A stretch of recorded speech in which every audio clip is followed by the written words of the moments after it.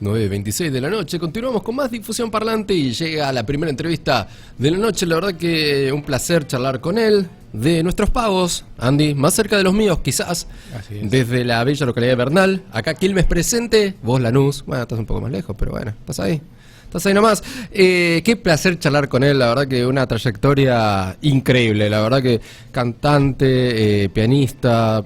Empezó en el jazz, ahora está sumergido en el mundo del tango. La verdad que es un placer charlar con él y poder decirte, hola Bernardo, acá Mariano y Andy te saludan. ¿Cómo está? El señor Bernardo Baraca ahí del otro lado, loco. ¿Cómo va? Hola, buenas noches, gusto de saludarlos, gracias por el llamado. Pero por favor, es un gusto nosotros charlar contigo y poder entablar esta breve aventura en el tiempo para conocerte tanto desde tus comienzos como este presente ya promocionando lo que se viene, un lindo show. Pero la verdad queríamos saber cómo estás, cómo te encontrás esta noche, qué andas haciendo, ¿viste? ¿Estás tomando un vinito, algo? No, en realidad estaba tocando el piano y haciendo algunas vocalizaciones. Mirá vos, algo que nunca se pierde con el tiempo, que son las mañas, ¿no? De chico ahí te estuvimos indagando y la verdad estudiamos mucho tu carrera y ya desde ahí, desde tus 8 o 7 años, comenzando ya a interesarte por la música, ¿no? Y mi primera pregunta es esa, ¿cómo surge en vos esta necesidad de querer aprender ya de tan chico un instrumento? ¿Cómo fue la reacción de tu familia? Comentame un poco de eso. Sí, en realidad a mí yo le pedí a mi vieja, yo soy hijo único y cuando tenía 8 años falleció mi papá, yo me quedé solo con mi vieja y ahí en ese momento le pedí a mi vieja que quería estudiar el piano, así que ella me llevó a la profesora de barrio, del barrio, y yo empecé a estudiar el piano. Y bueno, eso habrán sido unos 3 años más o menos y después nos mudamos a la capital con algunas dificultades económicas y de vivienda. El tema del piano quedó relegado, quedó allí. Pero a los 15 años, motivado porque me gustaba mucho el jazz tradicional y había como un auge en Buenos Aires de esa música, le pedí nuevamente a mi vieja que quería estudiar el clarinete y ella me compró un instrumento muy rudimentario porque no tenía posibilidades económicas, así que me acompañó y me compró un instrumento así precario, pero que me sirvió para empezar a estudiar. Me acompañó de un profesor y ahí empecé a estudiar el clarinete, que de alguna manera fue el antecesor del instrumento que después sería mi instrumento de cabecera, que es el saxo. Buenas noches, Bernardo, acá Andy te saluda. Hola, ¿qué tal? ¿Cómo va? Estos comienzos y esa época donde vos decías que el jazz estaba como entrando en ebullición, ¿no? Acá en Buenos Aires. Sí. Contame alguna experiencia hayas tenido, tipo, ¿qué escuchabas? ¿Dónde solías escuchar? ¿Qué pasaba ahí con lo que se conoce como hoy en día como la movida, ¿no? ¿Cómo funcionaba eso? Claro. Claro, habían, mira, los grupos de jazz tradicional, que era el jazz que me gustaba a mí, habían algunos como por ejemplo la Georgian Jazz Band, donde tocaba el Fats Fernández, Néstor Astarita, músicos históricos del jazz argentino. Después había otro grupo que se llamaba los Picking Up Timers, otro que se llamaba los Dixielanders. Eran todos grupos que tocaban en los bailes. No había tantos conciertos de jazz. Eran grupos que tocaban mucho en los bailes. Entonces yo, que era un adolescente inquieto por la música, que me gustaba mucho eso, iba a los bailes y en realidad no bailaba, iba a escuchar música. Y escuchaba a esos músicos que de alguna manera eran como una inspiración para mí. Después me empezó a gustar más el jazz moderno, empecé a indagar más en otras formas del jazz más actuales, y ahí fue que me compré el saxo.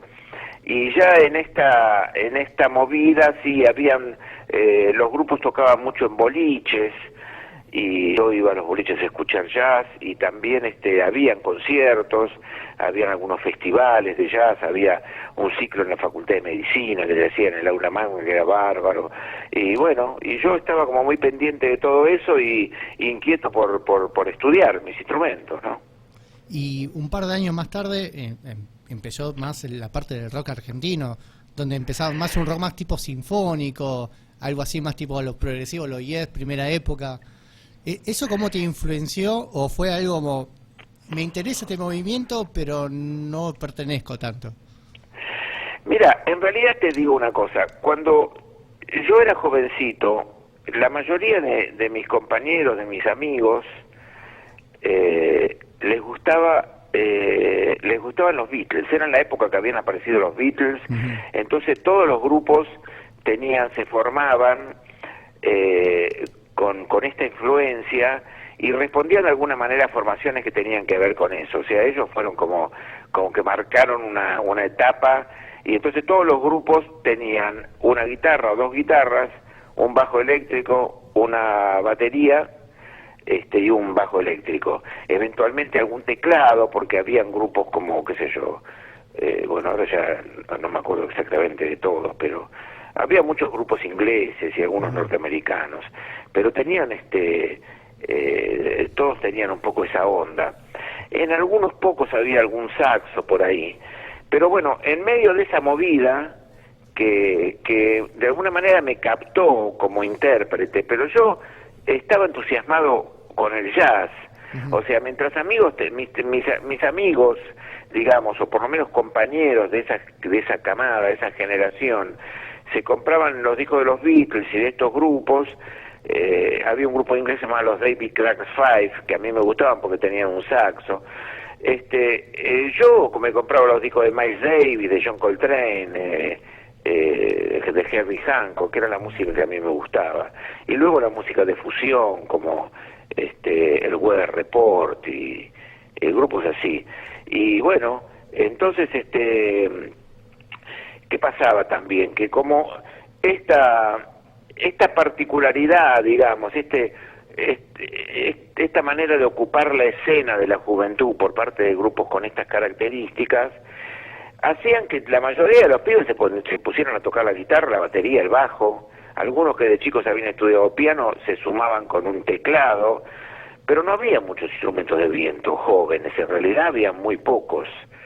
Esto en algún sentido a mí me benefició como para ocupar un lugar como saxofonista, y mucha gente me llamaba para tocar, en fin, y yo repartía un poco esta cosa de tocar en grupos de rock que me llamaban, o características de esta naturaleza.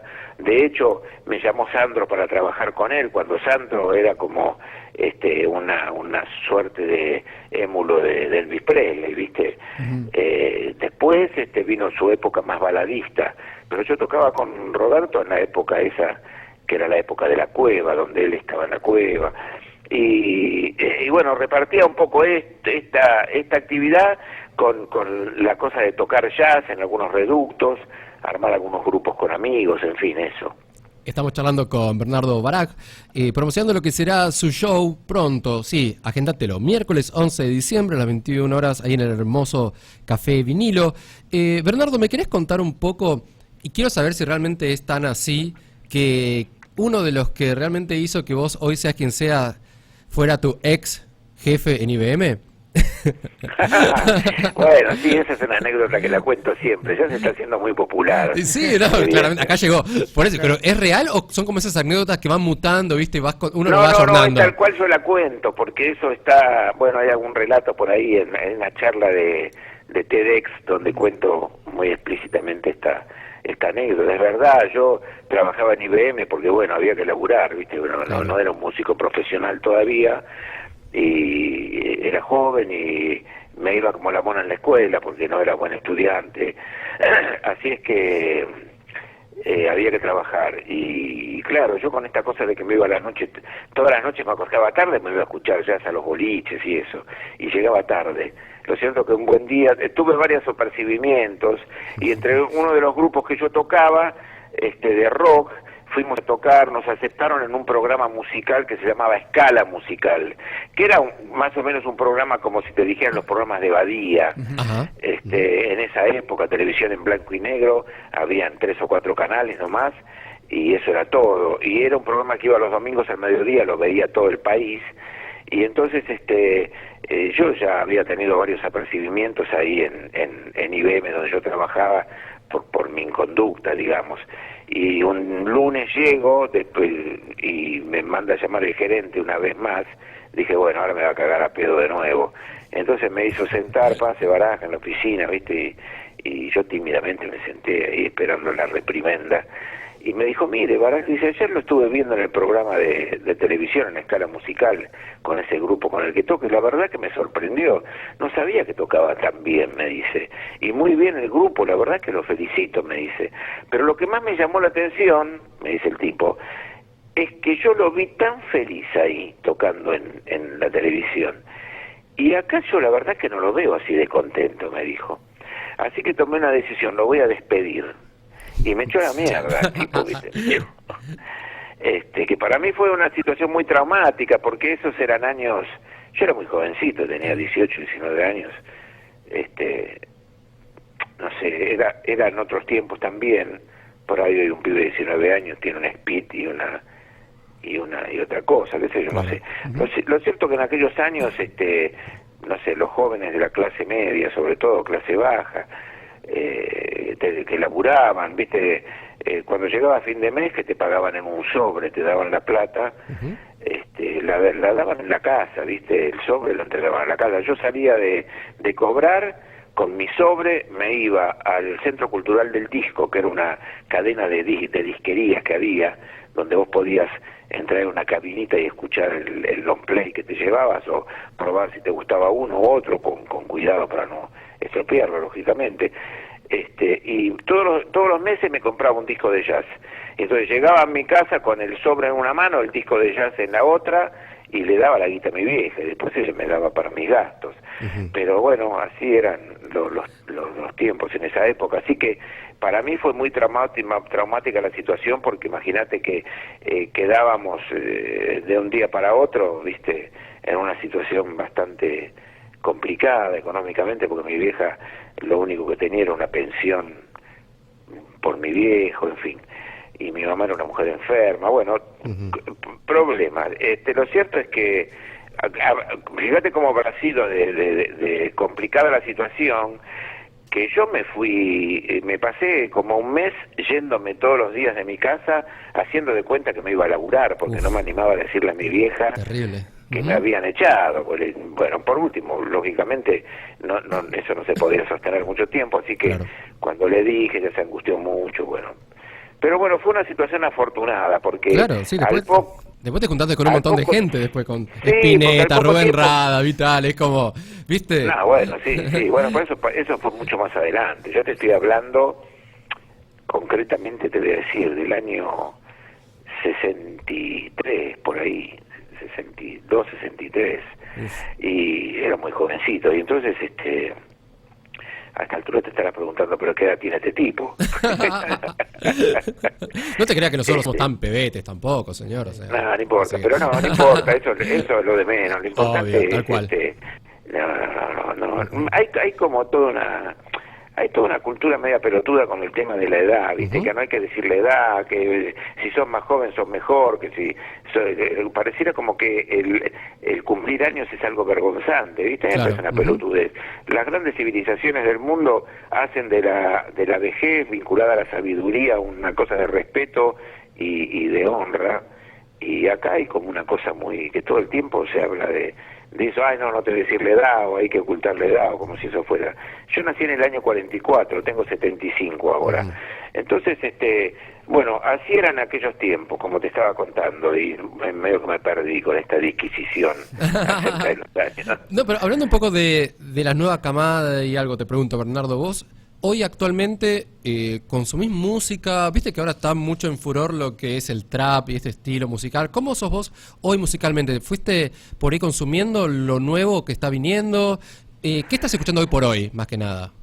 No, mira, en realidad te digo, yo he escuchado ocasionalmente algunas cosas que por ahí suenan, pero no sé, yo tengo como una cosa como más bueno, tal vez consecuentemente con mi generación, con mi... Sí, escucho más cosas que tienen que ver con el jazz, algunas cosas por ahí más actuales del jazz, pero siempre termino recurrentemente escuchando músicos que me gustaron ya desde joven, y me escucho mucho tango también, y escucho mucho Piazzolla y cosas de tango tradicionales de las grandes orquestas que me gusta mucho escuchar. Escucho también cantantes, qué sé yo, escucho a Tony Bennett, escucho al polaco Goyeneche, y bueno, también a veces escucho música clásica, o a veces me gusta escuchar ópera, en fin, cosas diversas, pero en materia de rock, digamos, estoy un poco desactualizado, te tengo que ser franco, porque no estoy muy atento, digamos. Te puedo nombrar un artista que quizás lo conoces, quizás no, ojo, a ver, si te digo quién es John Coltrane. Sí, obviamente. Sí, ¿Usted lo conoce? No, vale, sí, bueno, John Coltrane ha sido mi saxofonista de cabecera. Mirá. Y lo sigue siendo, es no sé, un saxofonista al que admiro profundamente, y si me decís nombramos un saxofonista, yo te nombro a John Coltrane, claro. Sí. Y venís hablando del jazz, hablaste recién un poco del tango. ¿Cómo fue cómo fue entrar al tango? Porque tal vez nuestro punto de vista es un poco más difícil. Obviamente el jazz es un lenguaje muy amplio que con los años fue evolucionando y fue cambiando mucho más. Pero el tango es como tiene una forma, tiene un estilo, una forma, una presencia que tal vez pasan los años y tal vez se va adaptando a algo, ¿viste? Hay como nuevas generaciones que están haciendo tango, pero que tiene esa misma impronta. ¿Fue difícil para vos abarcarlo? ¿Cómo fue esa primera llegada? No, mira, yo en realidad he tenido vínculos con el tango siempre, porque lo que pasa, esto que yo que les cuento respecto de mi generación, ¿no es cierto? Yo nací en la década del 40, en el 44, y toda mi infancia, con los comienzos de los 50, yo vivía en un barrio proletario en Bernal, un barrio de gente trabajadora, ¿viste? Un típico barrio del conurbano, y lo que la gente consumía en ese momento, la gente iba por la calle cantando y silbando tangos, y vos prendías la radio y lo que se escuchaba era tango. Se escuchaba también algo de folclore, se escuchaba también algo de jazz, porque habían programas en las radios donde tocaban las orquestas, pero se escuchaba muchísimo tango. Yo tenía mis primos mayores que bailaban tango, y yo iba a visitarlos a la casa, ellos estaban con los discos de vinilo en 78 revoluciones por minuto, escuchando tangos. Entonces, para mí todo eso es algo como una semilla que quedó dentro mío y que estuvo siempre. Yo, para mí, digamos, vincularme con el tango me resulta muy simple, porque me vinculo desde un lugar que está dentro mío, no es que tengo que empezar a tomar nota a ver de qué se trata este lenguaje. Es un lenguaje que yo lo tengo incorporado naturalmente. En todo caso, si tengo que pensar en qué lenguaje tuve que aprender, el que tuve que aprender definitivamente escuchando los discos e imitando a los grandes maestros, fue el del jazz. Pero el del tango es como un lenguaje que me corresponde generacionalmente y como forma de vida, digamos. Y en relación a esto que marcas respecto de la evolución del jazz y la evolución del tango, yo creo que es verdad. Yo creo que la sociedad argentina siempre ha sido mucho más conservadora, ha sido mucho más difícil en este sentido. Vos fíjate que han habido grandes revolucionarios del tango a lo largo de su historia. Podemos hablar de De Caro, podemos hablar de Horacio Salgán, la orquesta de Pugliese era una orquesta realmente por sus arreglos como de vanguardia, y así tantos, el mismo Troilo. Pero el que apareció en escena y rompió con todo esto fue sin duda Astor Piazzolla, y fue un tipo absolutamente discutido y negado por los tangueros tradicionalistas, y eso ha sido un gravísimo error, porque eso es lo mismo que vos, no sé, vos te llamás Rodríguez de apellido, ¿no? Y entonces tenés un hijo que ya no se viste como vos, y que se hizo un tatuaje, se puso un arito, y se cortó el pelo de otra manera, y entonces decía, no, este ya no es más hijo mío, no se llama más Rodríguez. una pelotudez grande como una casa. Y con el tango pasó un poco eso, ¿no? Como que hubo una gran resistencia, digamos, a la renovación.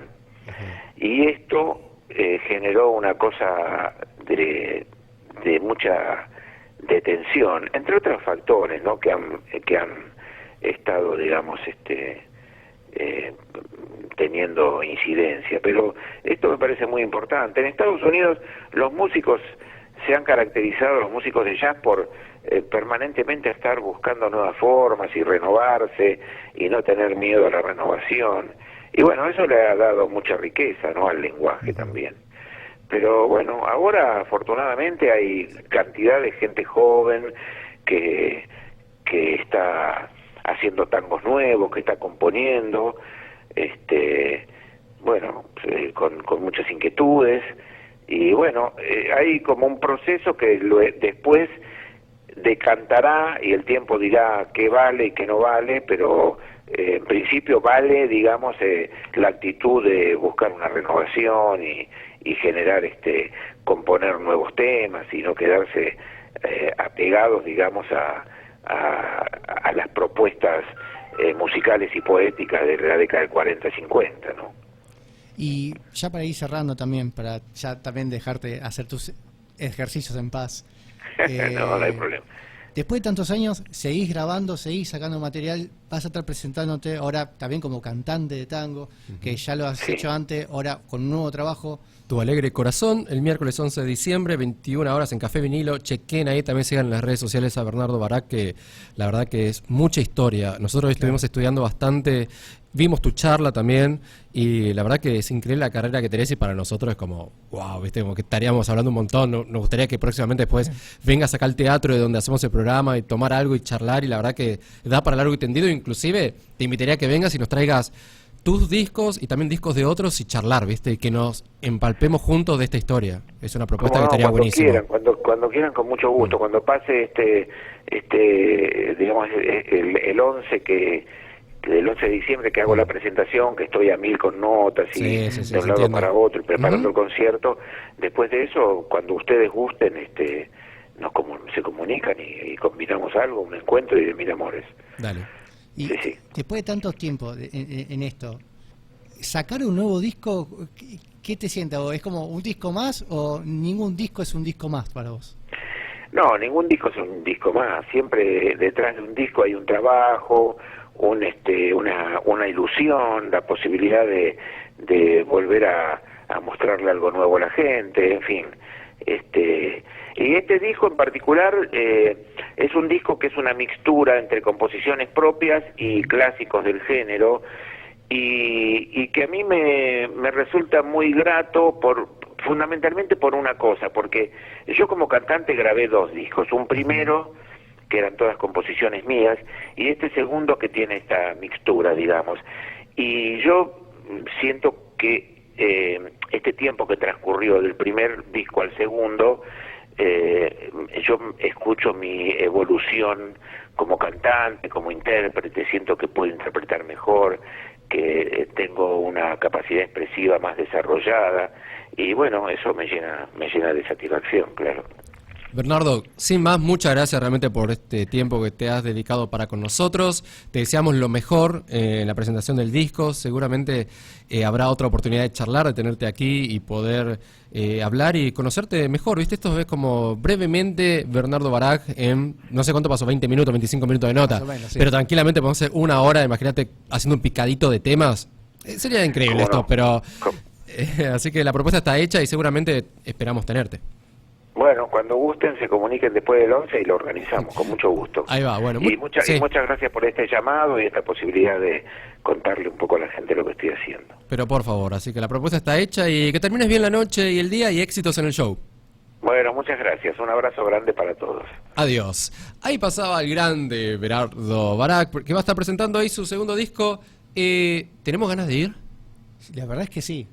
Repasé el disco hoy en la mañana mientras iba de trabajo y la verdad que muy bueno. Es verdad, tiene una interpretación muy buena de lo que es el tango, muy buen sonido y la verdad es un tipo con mucha historia, es mucha música junto. Yo me quedé con ganas de que me cuente anécdotas con Spinetta, con Vitale. Estaría buenísimo. Sí. ¿Cómo habrá sido codearse con esa gente, no? Estar ahí...